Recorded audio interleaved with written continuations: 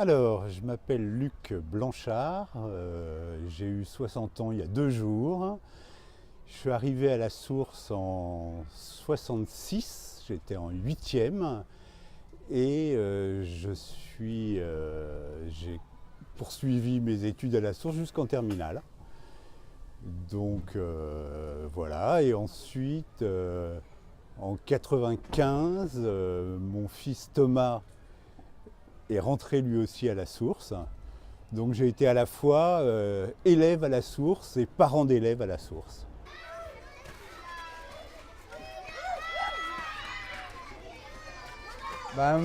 Ma première impression, c'est la cour de récréation. Quand je suis arrivé ici, en fait, parce que moi je venais de l'école communale qui est juste au-dessus, à 150 mètres d'ici, où on avait une cour en béton, où il n'y avait pas un brin de terre apparent. Et là, tout d'un coup, c'était naturel. Enfin, il y avait des petites barrières un peu ranches. C'était assez extraordinaire parce que très nature en réalité. À ton époque, on écrivait à la plume?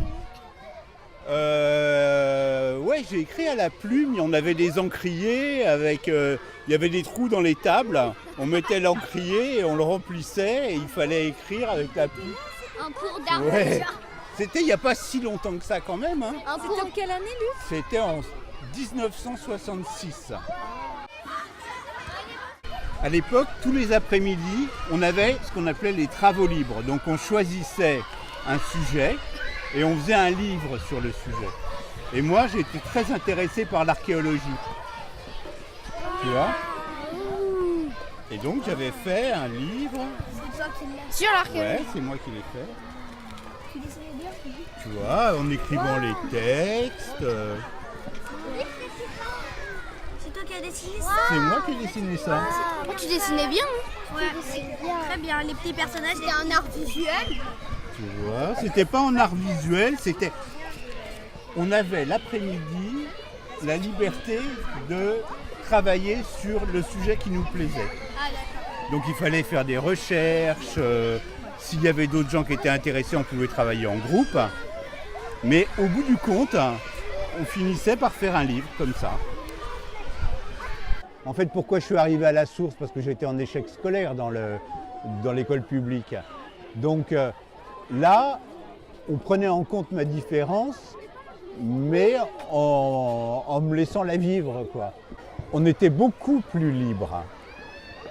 Et en particulier parce que justement, tous les après-midi, on avait la possibilité de travailler sur un sujet qu'on avait choisi et de faire ces fameux livres que j'ai montrés tout à l'heure. Et ça, c'était extraordinaire de pouvoir choisir son sujet, apprendre à rechercher de l'information, à la structurer, à l'organiser. Et oui, j'ai de grands souvenirs de ça.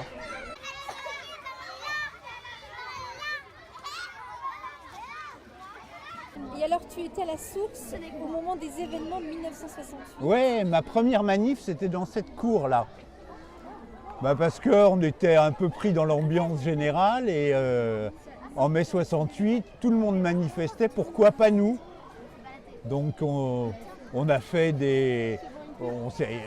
une manifestation avec des slogans, je ne me rappelle plus bien lesquels, mais en tout cas on était aussi, je me rappelle très bien qu'on faisait des grands panneaux sur l'actualité pour expliquer, comprendre ce qui était en train de se passer, quoi. Donc 68, tu étais en 6e? Ouais.